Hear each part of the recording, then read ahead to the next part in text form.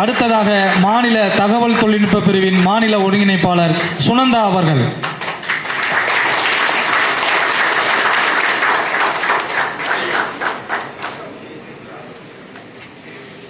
அனைவருக்கும் வணக்கம். கடந்த தேர்தலுக்கு முந்தின சில மாதங்கள்ல கிட்டத்தட்ட ஒரு 120 அதிகாரப்பூர்வ கணக்குகள் எடுத்துட்டாங்க. மெட்டால இருந்து இன்ஸ்டாகிராம், இப்ப மெட்டா, முன்னாடி இன்ஸ்டாகிராம், ஃபேஸ்புக், அப்புறம் வலையொலிகள் ஒரு 40க்கும் மேற்பட்ட வலையொலிகள் தடை செஞ்சாங்க. அதெல்லாமே மீட்டுட்டோம். இப்ப இந்த தேர்தலுக்கு பெரும் தலைவலியா இருக்கிறது நம்மளோட எழுச்சியோட கணக்கு தான். 9 கணக்குகள் முடக்கப்பட்டிருக்கு. தம்பி இடும்பாவனம் கார்த்தியோட கணக்குகள் 9 கணக்குகள்லயும் எங்கிருந்தோ ஆரம்பிப்போம். வேற வேற நாடுகள்ல இருந்து ஆரம்பிச்சு அப்புறம் ப்ளூடிக் வாங்கி கொடுப்போம் அப்படின்னு சொல்லி தம்பியோட குரல் இன்ஸ்டாகிராம் வலையொலிகளையோ எதுலயோ ஒண்ணு ஒலிக்கவே கூடாது அப்படின்ற ஒரு உறுதியோட இருக்காங்க. இந்த 9வது கணக்கு நான் தான் பார்த்துட்டு இருக்கேன். அவங்க கையில கொடுக்கல இன்னும். ஏன்னா அவன் படம் போட்டாவோ இல்ல இடும்பாவனம் அப்படின்ற பெயர் போட்டாவோ அந்த கணக்கு போயிருது. இது ஒரு வேற ஏதாவது பெயர் வச்சுக்கலாம், கார்த்தி எஃப்சின்னு கூட, அபிஷியல்னு கூட, ஏதோ ஒண்ணு கூட, வேற ஏதாவது ஒண்ணு கணக்கு வச்சுக்கலாம் அப்படின்னா அது கேட்க மாட்டேன். நான் அதே அடையாளத்தோட என்னோட ஊரோட அடையாளத்தோடையும் கார்த்தின்னு சொன்னாதான் எனக்கு தெரியும், அதே அடையாளத்தோட தான் பயணிப்பேன் அப்படின்றதுனால அந்த கணக்கு கையிலேயே நான் கொடுக்காம வச்சிருக்கேன். என்கிட்ட தான் அந்த கணக்கு இருக்கு. நாங்க நிர்வாகம் பண்ணிட்டு இருக்கோம் ஐடி விங்ல இருந்து. இவ்வளவு பெரிய ஒரு இக்கட்டான அன்னைக்கு இந்த 9வது கணக்கு தொடங்குறோம். இன்ஸ்டாகிராம்ல அது போயிடுது. ஆனா தம்பியோட அந்த வலையொலியில இது மக்களரங்கம்ல பேசின அந்த ஒரு நிகழ்வோட அந்த வீடியோ மட்டும் 10 மில்லியன் வியூஸ் போயிருக்கு ஒரு நாள்ல.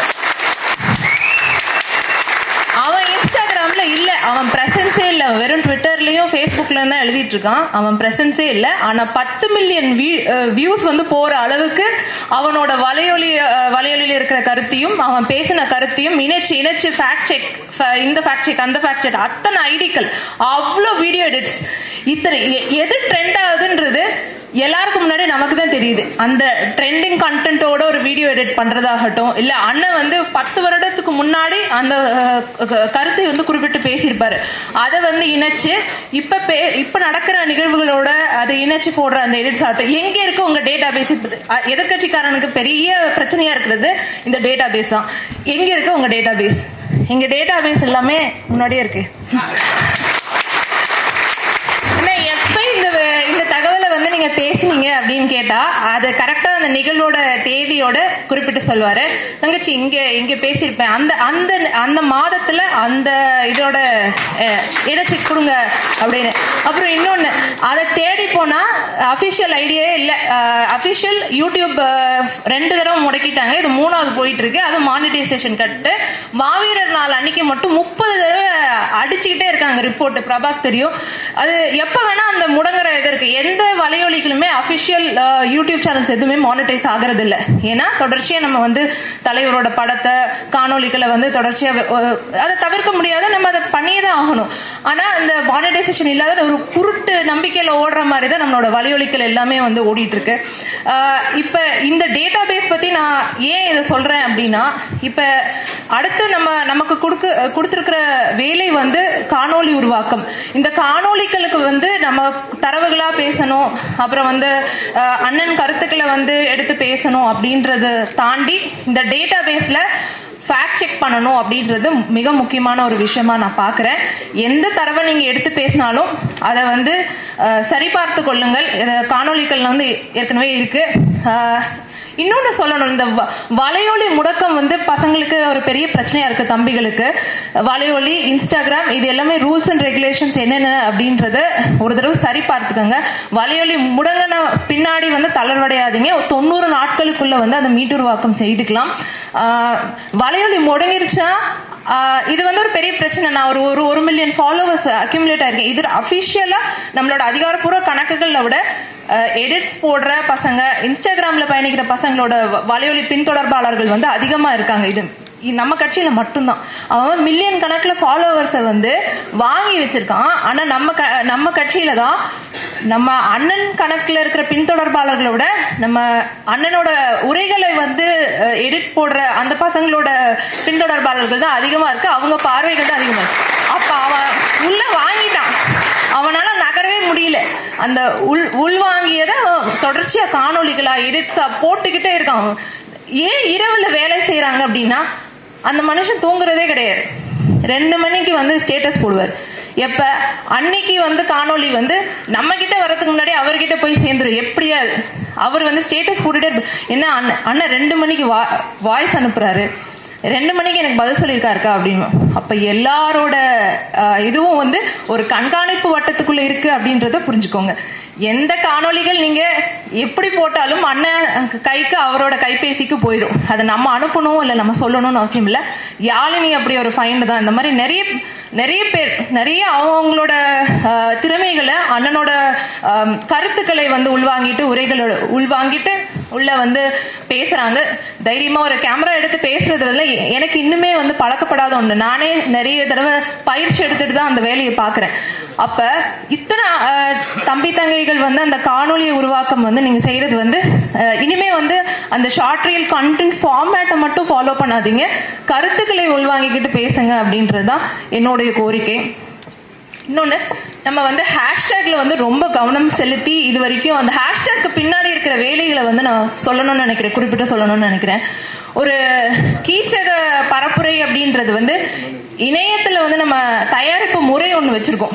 இப்ப 2022 வந்து ஃபார்மர்ஸ் ரெவல்யூஷன் அப்படின்னு ஒண்ணு பெருசா நடந்துச்சு. பஞ்சாப் மாநிலத்திலிருந்து நிறைய பேர், ஹரியானா பஞ்சாப்ல இருந்தெல்லாம் வந்து நிறைய விவசாயிகள் வந்து படையெடுத்துட்டு டெல்லியில போய் ஜந்தர் மந்தர்ல வந்து ப்ரொடெஸ்ட் பண்ணாங்க. இந்த ஃபார்மர் ரெவல்யூஷனுக்கு கீச்சகத்துல உதவி புரிஞ்ச சில சோசியல் மீடியா ஆக்டிவிஸ்ட் மேல கேசஸ் வந்து போடப்பட்டிருக்கு.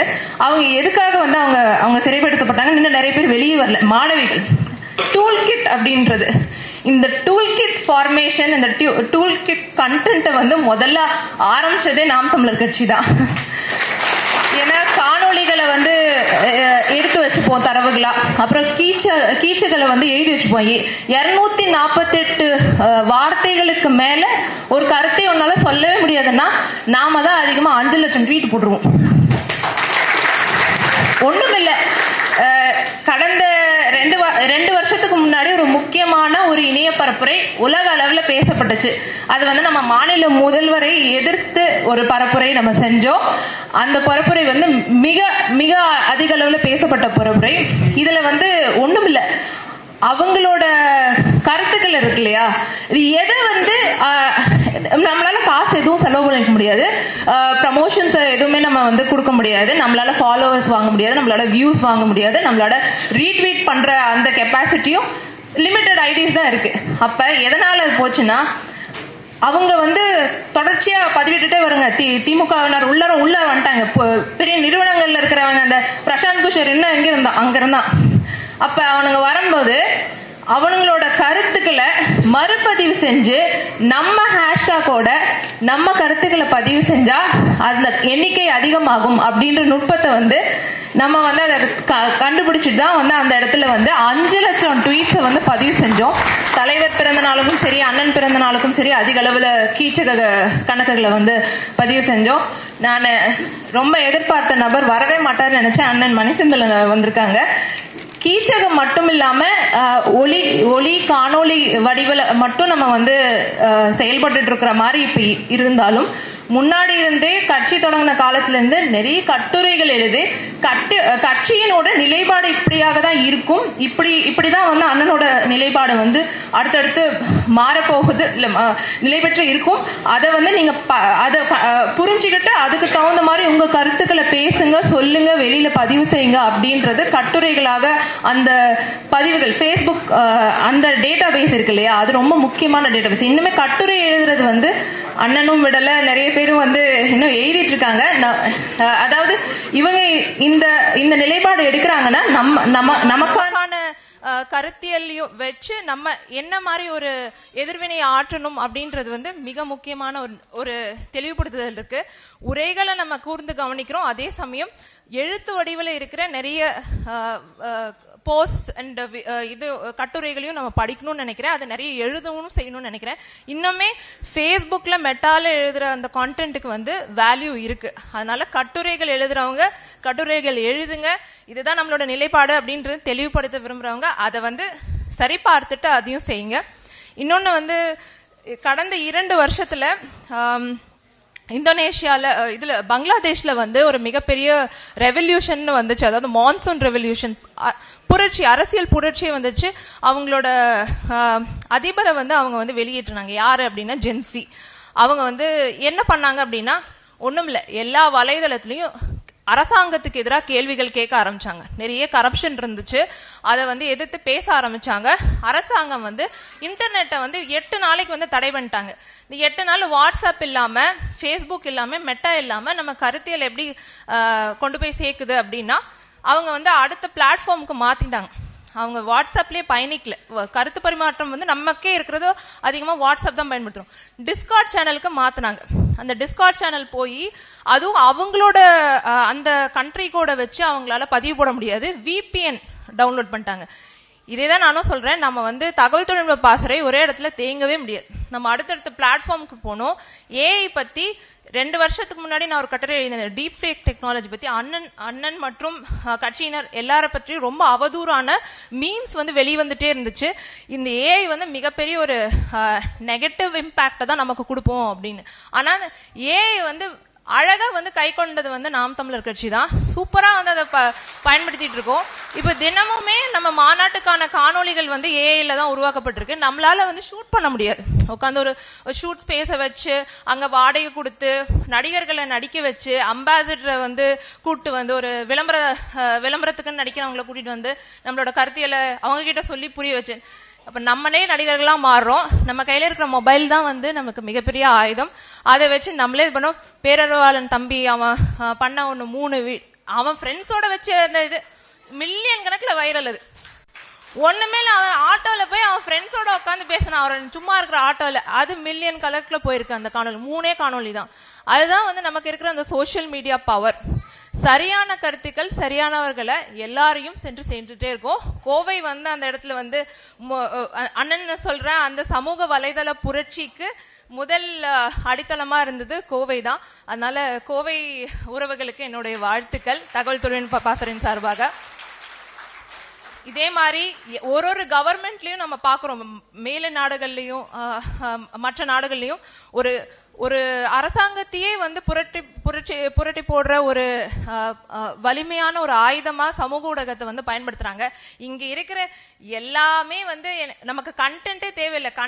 ஒரு கண்டென்ட் இன்ஜின் வந்து அண்ணன். அதனால எப்ப எந்த மேடை ஏறினாலும் புதுசா ஏதோ ஒரு தகவலை திரும்ப சொல்லிட்டு இருக்க. பழைய தகவல்களை புதுப்பிச்சு சொல்றதுலயும் அவரை மிஞ்சி போனா ஆளுங்களே இல்ல. பாட்காஸ்ட் மாதிரி கேட்போம் நாங்களாம். 8 மணி நேரம் ஏதோ ஒரு வேலை இருக்கும், ஒரு பயணம் இருந்துச்சுன்னா எல்லாரும் சொன்னாங்க 8 மணி நேரம் 9 மணி நேரம்லாம் கீச்சுக்கள் எழுதணும். அதுக்கு வந்து அவரோட உரைகளை நம்ம தொடர்ச்சியா கேட்டுட்டே இருக்கணும். அது மண்டைக்குள்ள ஓடிட்டே இருந்தாதான் நம்மளால கீச்சுக்கள் எழுத முடியும். இல்ல ஏஐக்கு ப்ராம்ப்ட் கொடுக்கணும்ல, ஜிபிடியை வந்து நம்ம ட்ரெயின் பண்ணி வச்சிருக்கோம். அவர் குரல் மாதிரி ஏன் ஒலிக்குது, லிப்சிங்க் ஏன் ஆகுது அந்த ஆங்கில வீடியோக்கள். அண்ணன் ஜெயசீலன் அண்ணன் கேட்டாரு ஏன் லிப்சிங்க் ஆகுது அப்படின்னா, நம்ம வந்து ஒரு சின்ன மலிவான சாஃப்ட்வேரை தான் வச்சு ட்ரெயின் பண்ணும். அது ஓப்பன் சோர்ஸ்ல அவைலபிள் சாஃப்ட்வேர் தான். அதுக்கு வந்து ஒரு 3000 ரூபாயில இருந்து 4000 ரூபாய் வந்து நாங்களே சந்தா வசூலிச்சு அதை வந்து பே பண்ணிக்கிறோம். அந்த மலிவான அந்த சாஃப்ட்வேரை நாங்க ட்ரெயின் பண்ணிருக்கோம். அது அவரோட குரல் மாதிரியே ஒரு குரலை வந்து ரீப்ரொடியூஸ் பண்ணிருச்சு. இந்த ஏஐ மிக அழகாக கையாள்வது வந்து நாம தான். எல்லாரும் அவதூறுக்கு கையாளுறாங்க, ஏதோ ஒரு கண்ட கருமணத்தை வந்து ஏஐ வச்சு பண்றாங்க. ஆனா அதை வந்து ஒரு பாசிட்டிவ் வெப்பனா வந்து பயன்படுத்துறது வந்து நாம தான். அந்த ஆங்கில காணொலிகள் வந்து ஹிந்தியிலயும் போடணும்னு கேக்குறாங்க. யார் அப்படின்னா ஹிந்தி இன்ஃப்ளூயன்சர் வந்து ஒரு டைரக்ட் மெசேஜ் அனுப்புறாங்க எனக்கு. ஏன் வந்து இத இந்தியில இல்ல, நீங்க இத்தனை பேர் வாக்காளர்கள் இந்தி மொழி பேசுற வாக்காளர்கள் இருக்காங்க, நீங்க இது இந்தியிலயும் போடுங்க அப்படின்னு. இது வந்து நம்ம ஃபேக்ட் செக் பண்ணணும் அப்படின்னா இது சரியா பேசுதா, இதை ட்ரெயின் பண்ணணும்னா இதுக்கு 3 மாசம் செலவழிக்கணும். இப்ப 3 மாசம் செலவு பண்ணதுனாலதான் இந்த ஆங்கிலம் சரியா வந்துட்டு இருக்கு, லிப்சிங்கோட வருது. அப்ப இது 1 மாசத்துல பண்ணிட முடியுமானா முடியும். சில காணொளிகள் இந்தியிலயும் பேசி இந்தி தெரிகிற சகோதர சகோதரிகள் கிட்ட கேட்டு அது வெரிஃபை பண்ணிட்டு இருக்கோம். இந்த மாதிரி நிறைய தொழில்நுட்பங்கள் வந்து நம்ம கையாண்டுட்டு இருக்கோம். முக்கியமா சொல்றது அவங்க எண்ணிக்கையில அதிகமா இருக்காங்க. 10 ஃபேக் ஐடி ரெடியா வச்சுக்கோங்க. இப்பவே நான் சொல்றேன், 10 ஃபேக் ஐடி, 10 மொபைல் நம்பர் வச்சுக்கோங்க. அதுக்கெல்லாம் பாசிபிலிட்டி. 5 மொபைல் போன் வச்சுக்கிறீங்களா ஒரு தொகுதிக்கு, வச்சுக்கோங்க. 5 நம்பர் வாங்கிக்கோங்க, 5 மொபைல் ஃபைல், 10 தொகுதி கணக்குகள், எது வேணா போடுங்க. நோ ரெஸ்ட்ரிக்ஷன்ஸ், எது வேணா போடுங்க. ஆனா அண்ணன் பேசுறதும், உங்களோட தொகுதியில இருக்கிற வேட்பாளரை கொண்டு போய் சேர்க்கிறதும், கருத்துக்களை பரிமாறதும், நேரலை போடுறதும் தொடர்ச்சியா செஞ்சுட்டே இருங்க. தொகுதிக்குன்னு உறுதியாக 2 மொபைல் போன், 4 சிம் கார்டு வச்சுக்கோங்க. அடிச்சுட்டு போறோம், ரிப்போர்ட் அடிச்சுட்டு போறோம். அடுத்த கணக்கு உடனே அத்தனை மில்லியன் ஃபாலோவர்ஸ், 10,000 ஃபாலோவர்ஸ், இவ்வளவு மானிட்டைசேஷன், எதுவும் கவலைப்படாதீங்க. அடுத்தது ஒரு ட்வீட் போதும், உங்களுக்கு அந்த ஃபாலோவர்ஸ் திரும்ப வந்துருவாங்க. அதனால உங்க கண்டென்ட் தான் உங்களுக்கு இருக்கிற மிகப்பெரிய ஒரு பலமே. அதனால மொபைல் போன்ஸை வந்து அதிகமா பயன்படுத்த ஆரம்பிங்க. சரியானவற்றுக்கு பயன்படுத்துங்க, சரியான எடிட்ஸ் போடுங்க. தவறா ஒரு ரீல் கண்டென்ட் வந்து ட்ரெண்ட் ஆச்சு, அந்த ட்ரெண்ட்ல நம்மளும் போய் நம்மளோட கருத்துக்களை சொன்னா அது வந்து நம்ம கொஞ்சம் சென்சார் பண்ணி ஆகணும். எந்த ட்ரெண்டு நமக்கு இல்ல ஒவ்வாமையா இருக்கிற விஷயங்களை வந்து பக்கத்திலே போயிடாதீங்க. அது மிகப்பெரிய ஒரு நமக்கு வர அவதூறு எல்லாம் அதுக்கான பின்னணி இதுதான். நம்ம தவறான கண்டென்ட்டை டச் பண்ணவே கூடாது. இது என்னோட கோரிக்கையை கேட்டுக்கிட்டு என்னோட உரையை முடிக்கிறேன். நன்றி. அடுத்ததாக மாநில ஒருங்கிணைப்பாளர் மணி செந்தில் அவர்கள்.